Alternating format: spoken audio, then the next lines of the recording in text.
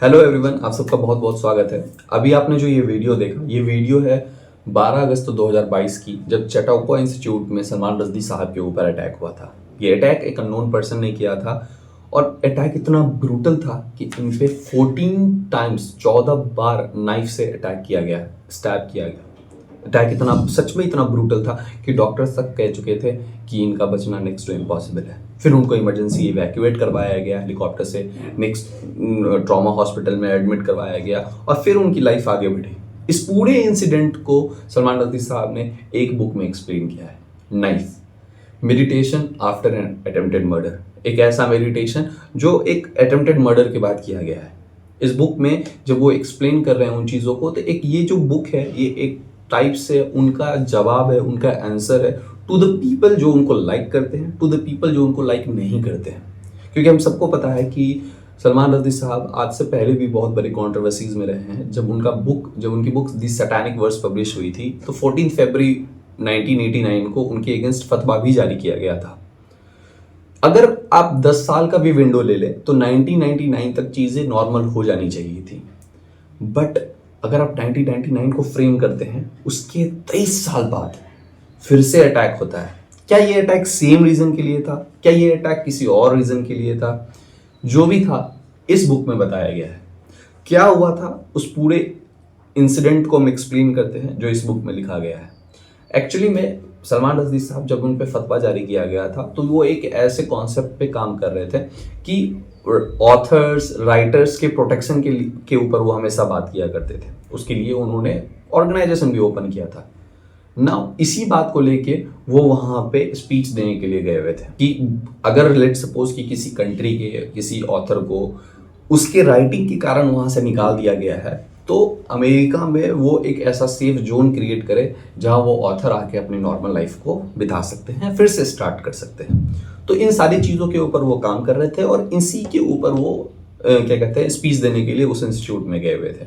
वो अपने कॉलीग के साथ बैठे ही थे कि सामने से उन्होंने एक इंसान को भागते हुए अपने नज़दीक आते हुए देखा। इस चीज़ को उन्होंने स्लो मोशन में एक्सप्लेन किया कि एक्चुअली में उनको लगा क्या।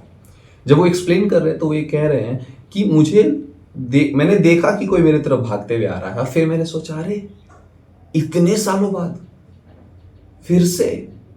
और वो जब तक ये सोचते सोचते तब तक उन पे अटैक हो चुका था। अटैक वो इतना अंधा अटैक था कि उसने कहीं नहीं देखा कि कहाँ मारना है कहाँ नहीं। वो जहाँ तहाँ ब्रूटली उनको स्टैब करना है स्टार्ट किया। उसके बाद उनको इमरजेंसी इवैक्यूएट करवाया गया हॉस्पिटल से और फिर नियर बाय ट्रॉमा हॉस्पिटल में एडमिट करवाया गया। ये बुक इसीलिए बहुत स्पेशल है क्योंकि आप इमेजिन करके देखो कि ये एक ऐसा इंसान लिख रहा है जो ऑलमोस्ट मौत के मुंह से आया है।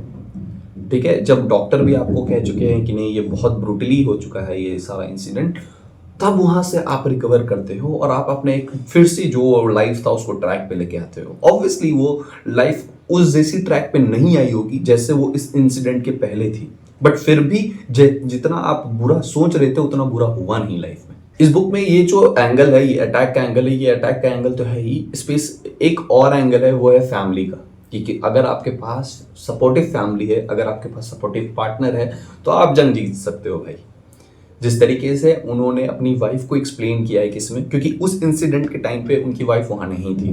वो आती हैं, डॉक्टर्स को हैंडल करती है, फैमिली को हैंडल करती हैं, मीडिया को हैंडल करती हैं और सबसे इंपॉर्टेंट बात वो खुद को हैंडल करती हैं। क्योंकि वो बार बार कह रहे हैं सलमान रश्दी साहब कि वो रोना चाह रही है बट रो नहीं पा रही है, क्योंकि अगर वो कमज़ोर पड़ जाएंगी तो पूरा फैमिली कमज़ोर पड़ जाएगा। तो that level of mental strength she has carried the entire situation, वो बहुत यूनिक बताया गया है इस बुक में। तो अगर कोई इंसान जो मोरलेस, मतलब भगवान ना करे कभी कोई ऐसा इंसान किसी एक ऐसे इंसिडेंट से गुजरे, बट अगर कोई मोरलेस इस इंसिडेंट से गुजरा है उसके लिए ये परफेक्ट बुक है। आपको उस चीज़ से रियलिटी चेक देने के लिए, उस चीज़ से रिकवर करने में आपको ये बुक बहुत मदद करेगी। ये बुक में एक एंगल ये भी है कि जब सलमान रश्दी साहब हॉस्पिटल में होते हैं तो वो ये बताते हैं कि मैं एक बेजान शरीर की तरह पड़ा हुआ था, मेरे पास इतनी ताकत नहीं थी कि मैं खुद का ग्लास उठा सकूं। तो ये एक रियलिटी चेक है to all the people life को लेके। क्योंकि मैं जब ये बुक पढ़ रहा हूँ, वो अपने पेन को एक्सप्लेन कर रहे हैं, तो मैं इमेजिन कर पा रहा हूँ यार कि कैसा रहा होगा वो इंसिडेंट, कि एक ऐसा शरीर है जो बेजान पड़ा हुआ है, पानी नहीं उठा पा रहा है, खुद से इरिटेट हो गया है और उनकी फैमिली उनको तब सपोर्ट कर रही है। तो ये इंसिडेंट भले ही किसी के साथ ना हो, लेकिन ये जो रियलिटी चेक है बॉडी को लेके कि आज आप जितना फिट दिख रहे हो, आज आप कुछ भी उठा ले रहे हो, कुछ भी काम कर पा रहे हो, ये लाइफ टाइम नहीं रहने वाली है। आप भी एक ऐसा इंसिडेंट आएगा आपके लाइफ में जब आप ऐसे ही बेड पे पड़े होगे, और भले ही आपके साथ ये इंसिडेंट हुआ ना हो, लेकिन एक ऐसा इंसिडेंट आएगा जब आप एक गिलास पानी तक खुद नहीं उठा के पी पाओगे। तो that is the reality of life. वो बहुत हिट कर रही थी, बार बार अभी भी हिट कर रही है, एक अलग जोन में लेके जाती है आपको ये पूरी स्टोरी, ये पूरा एक्सप्लेनेशन कि जो उनके साथ वो हॉस्पिटल में हुआ। अब चूंकि वो इतने एज के थे तो उनके साथ एक एज फैक्टर का जो बीमारी है वो भी उनके साथ था, तो वो किस तरीके से उस बीमारी को लड़े, इस चीज़ों को लड़े और फिर से अपने लाइफ को ट्रैक पे लेके आए, ये इस पूरी किताब में बताया गया है। एक बहुत यूनिक सा कॉन्सेप्ट है इसमें कि होता क्या है कि इस पूरे इंसिडेंट में सलमान रश्दी साहब एक इमेजिनरी टॉक कर रहे हैं उस इंसान से जिसने उनको स्टैब किया।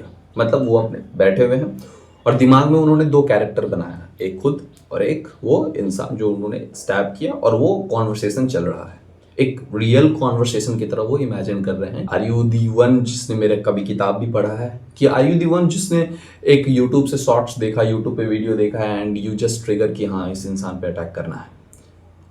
क्या ये रीज़न है कि सैटेनिक वर्स जो उस टाइम पब्लिश हुई थी, दिस इज द रीज़न, या कुछ और रीज़न है?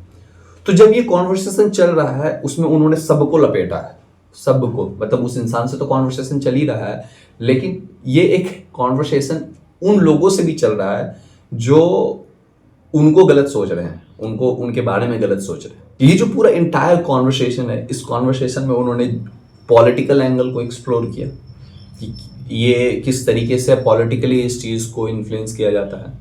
उन्होंने धर्म को लेके, रिलीजन को लेके एक डिफरेंट पर्सपेक्टिव अपना वहाँ पे सामने रखा कि धर्म जब तक पर्सनल रहे तब तक सही है, लेकिन जब पर्सनल धर्म पॉलिटिकल एजेंडा के लिए इस्तेमाल होने लगे तो वो सही नहीं है, क्योंकि तब वो पर्सनल नहीं रहा। जब आप पॉलिटिकली किसी भी धर्म को इस्तेमाल कर रहे हैं तब वो पर्सनल नहीं रहा, वो फिर पब्लिक हो गया है।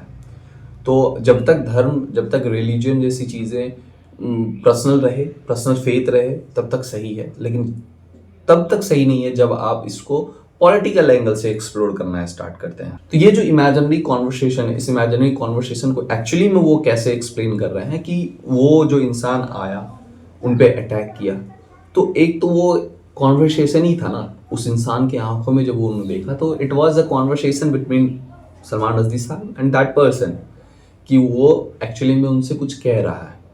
तो उस पूरे इंसिडेंट को ही वो इमेजिन करके कि एक्चुअली में इसके साथ हुआ क्या होगा, क्या ये वो इंसान है जिसको बहुत गलत तरीके से ब्रेन वॉश किया गया, क्या ये सच में मेरे से कुछ ऐसी मिस्टेक हो गई है जिस कारण से इसके पूरे अपकमिंग डेज पे या फ्यूचर पे या पास्ट पे बहुत बड़ा प्रभाव पड़ा है। फिर वो एक कॉन्वर्सेशन स्टार्ट करते हैं। तो एक बहुत फनी सा, एक सरकास्टिक वे में एक आंसर है सलमान रश्दी साहब का कि जब वो इमेजिन कर रहे हैं तो वो इमेजिन कर रहे हैं कि वो इंसान बैठा हुआ है, मैं गया हूँ उससे बात करने के लिए और मैं बात कर रहा हूँ, तो वो इंसान बात नहीं करना चाह रहा है। तो सलमान रश्दी साहब कहते हैं कि 30 सेकंड तुमने लिया, मेरे को 14 बार स्टैब किया। एक इंसान का इतना हक तो है ही कि वो तुम्हारे सामने बैठ के 30 मिनट तुमसे बात कर सके, उस इंसान का जिसका तुमने ऑलमोस्ट 14 बार स्टैब किया और 30 सेकंड में किया। तो that is very sarcastic way.